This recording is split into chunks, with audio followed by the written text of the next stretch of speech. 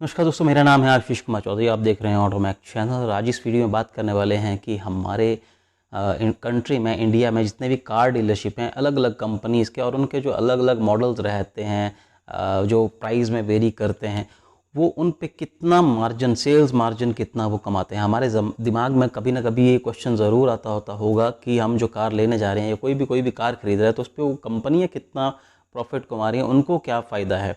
और इसके अलावा हम और जो कंपनियां प्रॉफिट कमाती हैं, कैसे वो प्रॉफिट सेल्स के अलावा वो और किन चीज़ों से प्रॉफिट कमाती हैं, इन चीज़ों के बारे में हम बात करने वाले हैं।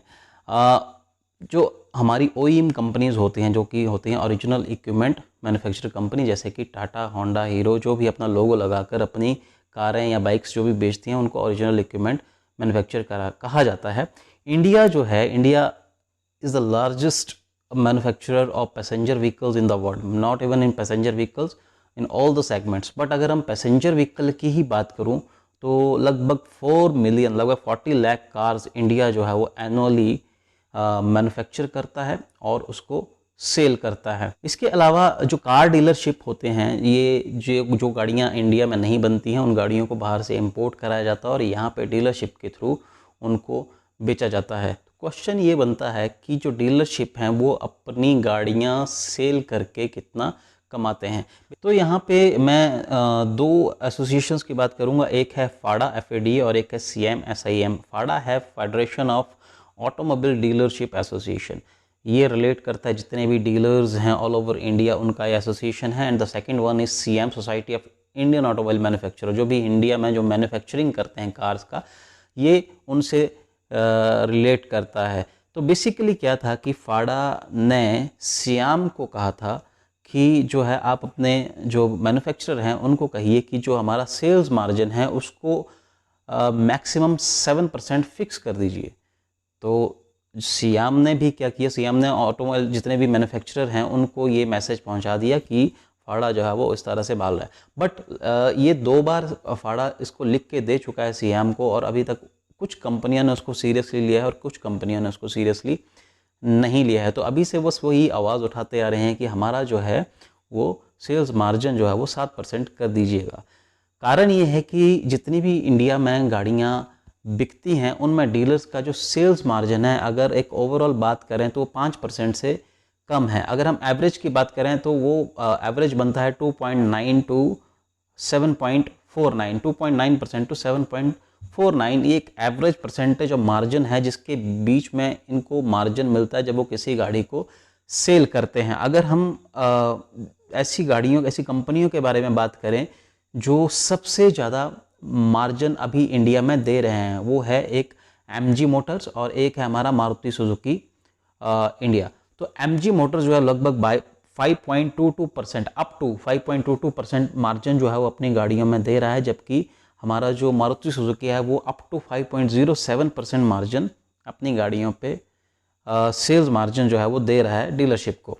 तो ग्लोबली अगर हम बात करें तो ये मार्जिन भी बहुत कम है इंडिया में, जो अगर हम बाकी कंट्रीज़ के मुकाबले बात करें, क्योंकि बाकी कंट्रीज़ में अगर हम ओवरऑल देखें तो बहुत ज़्यादा सेल्स मार्जिन है और डीलरशिप को बहुत ज़्यादा फ़ायदा होता है, जो कि इंडिया में नहीं है। अगर हम ओवरऑल बात करें, अगर हम ग्लोबली बात करें तो US में जो मार्जिन है वो 8 से 10% का वो सेल्स मार्जिन वहाँ पर मिलता है। इसके अलावा अगर हम चाइना की बात करें तो 9 से 11% वहाँ पे मार्जिन मिलता है। और अगर हम यूरोप में, सबसे ज़्यादा मार्जिन यूरोप में होता है, जो कारें बिकती हैं वहाँ पर 13 से 14% तक का मार्जिन वहाँ पर डीलरशिप को मिल जाता है। तो वहाँ पे अच्छी खासी कमाई वहाँ पर हो जाती है। बट यही जो है वो इंडिया में फाड़ा का जो दर्द है, या जितने भी डीलरशिप है उनका दर्द यही है कि जो हमारे मैन्युफैक्चरर हैं, कार मैन्युफैक्चरर हैं, सियाम उन पे पकड़ नहीं बना पा रहा है और उनसे उतना मार्जिन नहीं निकलवा पा रहा है। तो फाड़ा कहता है कि जो भी 4 से 5% का जो मार्जिन है ये बहुत कम है, आप इसको बढ़ाएं और इसको जल्दी से जल्दी बढ़ाएं। कुछ एक इंडियन जो मैन्युफैक्चरर हैं उनका जो मार्जिन है वो आपको मैं डिस्प्ले कर रहा हूँ, यहाँ पे आप चेक कर सकते हैं कि कितना मार्जिन वो अभी एट प्रेजेंट हाल फिलहाल में दे रहे हैं। अगर मैं कार डीलरशिप मार्जिन की बात करूं, वो भी एक्स शोरूम प्राइस के हिसाब से, कीमत के हिसाब से, तो कौन सी कीमत वाली गाड़ियों में कितना मार्जिन जो है वो इंडियन डीलरशिप जो है वो दे रही है। तो इसमें अगर अंडर 4 लाख से कम की गाड़ी है तो उसमें 6.05% अप टू 6.05% मार्जिन जो है वो डीलरशिप देते हैं। 4 से 6 लाख के बीच में गाड़ी है तो उसमें 2.90 से 5.68% का मार्जिन देते हैं। जबकि अगर गाड़ी 6 से 8 लाख की है या 10 लाख तक के आसपास है तो उसमें 2.60 से 6.32% तक का मार्जिन ये दे रहे हैं। और अगर 20 लाख से ऊपर की गाड़ियों की बात करें तो उसमें 2.45 से 4.99% मार्जिन को दे रहे हैं।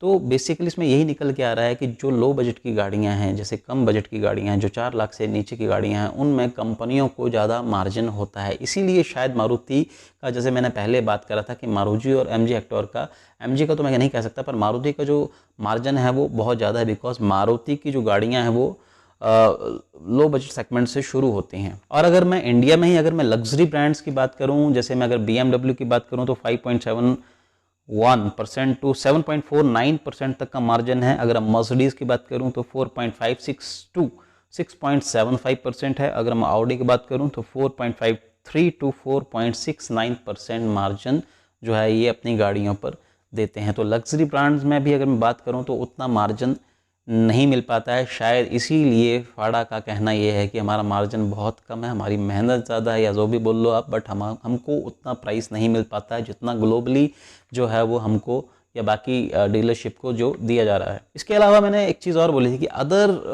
प्रॉफिट ये कैसे कमाते हैं, अदर वे आउट क्या है डीलरशिप के कमाने के। तो सबसे पहले तो जो पहला जो तरीका है, जैसे मैंने कहा कि सेल्स का तो मैंने बता दिया, उस पर मार्जिन जो भी है वो भी मैंने आपको बता दिया। बाकी जो ये कमाते हैं वो कमाते हैं जैसे थर्ड पार्टी इंश्योरेंस या जो भी इंश्योरेंस ये करते हैं, इनके बैंक्स के साथ टाइप रहते हैं, इंश्योरेंस कंपनी के साथ इनके टाइप रहते हैं, तो वहाँ से ये मार्जिन अपना जनरेट करते हैं। इसके अलावा जो ये एक्सचेंज ऑफर रखते हैं कि पुरानी गाड़ी के बदला पुरानी गाड़ी बेच जाओ और जो है वो नई गाड़ी ले जाओ या जैसे भी, तो वो अपने इनका जो डीलरशिप रहता है, सेटअप रहता है, तो पुरानी गाड़ी लेकर उसको ठीक ठाक करके वहाँ पे उसको बेचते हैं हायर प्राइस में, तो वहाँ पर जो है वो इनका मार्जिन निकल जाता है। तीसरा जो मार्जिन एक जनरेट करते हैं वो करते हैं जो कंपनी प्रोवाइडेड एसेसरीज़ होती हैं। तो कंपनी प्रोवाइडेड एसेसरीज़ में भी काफ़ी अच्छा जो है वहाँ पर ये कमाते हैं। और इसके अलावा जो लास्ट है वो है सर्विसिंग और स्पेयर पार्ट्स। तो सर्विसिंग पे कमाते हैं और उतना बाकी जो है वो स्पेयर पार्ट्स जो होते हैं उसमें उस पर वो अर्न करते हैं। तो बस यही इस वीडियो में आपको बताना चाह रहा था कि हमारा जो कार सेगमेंट जो ऑटोमोबाइल सिनेरियो है अभी जो इंडिया का, उसमें मार्जिन रेट क्या, सेल्स मार्जिन क्या है, कितना ये पैसा जनरेट करते हैं और इनकी क्या प्रॉब्लम्स है। तो होप आपका कहीं ना कहीं डाउट क्लियर हुआ हो। और अगर आपको ये वीडियो अच्छी लगी हो तो प्लीज़ लाइक करें, नीचे चैनल है subscribe, click on that bell icon ज़रूर दबाएं। मिलते हैं नेक्स्ट वीडियो में guys, till then bye bye.